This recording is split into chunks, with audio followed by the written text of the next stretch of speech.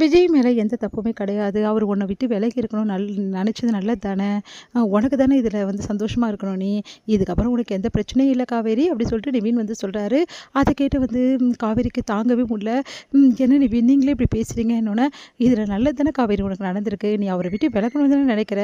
நான் உலகத்தில யார வேணாலும் ஏத்துப்பேன். ஆனா அவர மட்டும் நான் ஏத்துக்க மாட்டேன்னு சொன்னேன்ல. எனக்கு அவர கல்யாணம் பண்ணிக்க விருப்பம் இல்லன்னு சொன்னேன்ல. அதனால தான் அவரு விலகி நிக்கிறாரு. இதில நீ சந்தோஷம் தான் படணும். உனக்கு ஒரு தொல்ல விட்டுதுன்னு நெனச்சுக்கோ அப்டின்னு சொல்லிட்டு போறாரு.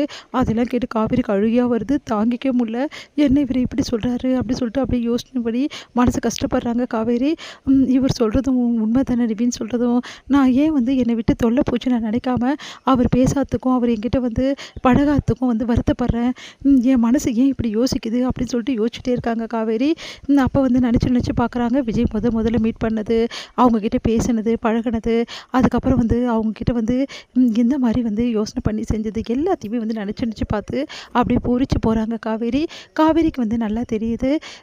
அப்போது என் மனசு ஃபுல்லாக வந்து விஜய் தான் இருக்காரு. ஆனால் இந்த விஷயத்த நானே வந்து யோசிக்காமல் இருந்துட்டேன். அவர் என்கிட்ட பேசாமல் இருக்கிறதும் பழகாமல் இருக்கிறதும் என்னை பயங்கரமாக பாதிச்சிருக்கு. இப்போ தான் எனக்கு புரியுது அப்படின்னு சொல்லிட்டு அப்படி யோசிச்சுட்டே இருக்காங்க காவேரி. விஜய் வந்து அவங்ககிட்ட பேசுனது எல்லாத்தையும் நினச்சி நினச்சி பார்த்து சந்தோஷப்பட்டுட்டு இருக்காங்க. எங்கே வந்து ஓடி வராங்க நம்ம வந்து குட்டி காவேரி. வந்து உடனே வந்து காவேரி பார்த்துட்டு அம்மான்னு கூப்பிட வந்துட்டு அதுக்கப்புறம் மிஸ்ஸுன்னு கூப்பிடுறாங்க. மிஸ் நான் உங்கள் கூடவே தூங்கட்டுமா மிஸ் அப்படின்னு யாழினி உடனே வந்து இல்லை நான் தான் சித்தி கூட தூங்குவேன் அப்படின்னோடனே சரி 2 பேருமே கூட தூங்கலாம், ஒன்றும் பிரச்சனை இல்லை வாங்க அப்படின்னு சொல்லிட்டு 2 பேருமே கூட்டிகிட்டு போகிறாங்க. அடுத்து 2 பேருமே அவங்கள வந்து கட்டி பிடிச்சிட்டு தூங்குறாங்க. அப்போ வந்து யாழினி மட்டும் அவங்க சித்தியை கட்டி பிடிச்சி தூங்குறாங்க. ஆனால் வந்து நம்ம குட்டி காவேரி மட்டும் தள்ளி இருக்கிறதால எழுந்து நின்று பார்த்துட்டு அதுக்கப்புறம் மறுபடியும் என்ன பண்ணுறாங்க கட்டி பிடிச்சிட்டு தூங்குறாங்க. அம்மா பொண்ணும் இவ்வளோ அளவு அந்நியுனியமாக தூங்குறத பார்த்துட்டு சந்தோஷம் தாங்க முடியல. நம்ம வந்து சாரதா உடனே அவ்வளோ சந்தோஷப்படுறாங்க. எழுந்து நின்று இந்த உறவு நிலைக்கணும், சீக்கிரமாகவே காவேரி குழந்தையோடையோ வீட்டுக்காரோட சந்தோஷமாக வாழணும், இது எப்போ நடக்க போதும்னு தெரியலையேன்னு சொல்லிட்டு கண்ணே பற்றும் போல இருக்குது அப்படி சொல்லிட்டு பார்த்து ரசிக்கிறாங்க சாரதா. அடுத்து வந்து இங்கே என்ன பண்ணுறாரு விஜய் வந்து யோசனை பண்ணிகிட்டே இருக்காரு. காவேரி வந்து பேச வரும்போதெல்லாம் விஜய் அவாய்ட் பண்ணதை காவேரி மனசு வலிச்சிருக்கும் அப்படின்னு விஜய்க்கு தோணுது. பாவம் காவேரி என்கிட்ட பேச வந்தா அவளை நான் ரொம்ப நோஸ் கட் பண்ணுற மாதிரி பேசிட்டேன், நான் அப்படி பேசுனது ரொம்ப பெரிய தப்பு. ஆனால் எனக்கு வேறு வழி தெரியலையே, அவகிட்ட என்னால் நார்மலாக பேச முடியலையே, அவள் என்னை வந்து ஏற்றுக்கிறதுக்கு தயாராக இல்லைன்ற விஷயத்தை என்னால் ஏற்றுக்கவே முடியல.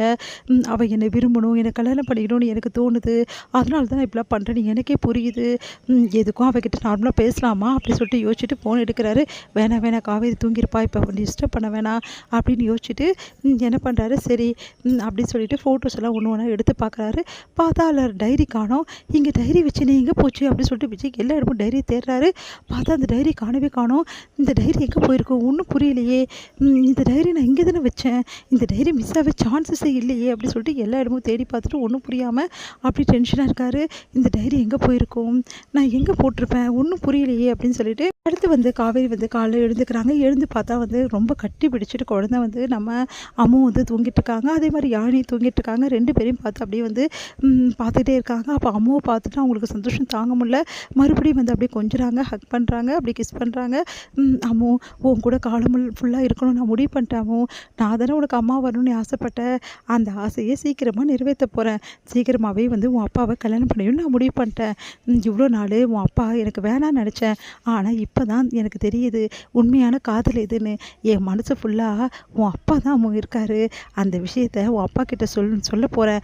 ஆனால் சொன்னால் அவர் என்ன பண்ணுவார்னு தெரியலையே, தெரியுதோ தெரியலையோ கூடிய சீக்கிரம் உன் அப்பாவும் நானும் சேர போகிறோம், அப்புறம் என்ன காலம் ஃபுல்லாக என் அம்மு என் கூட தான் இருப்பா அப்படின்னு சொல்லிட்டு சந்தோஷமாக வந்து அந்த வந்து அப்படியே வந்து ஹக் பண்ணிக்கிறாங்க, கிஸ் பண்ணுறாங்க.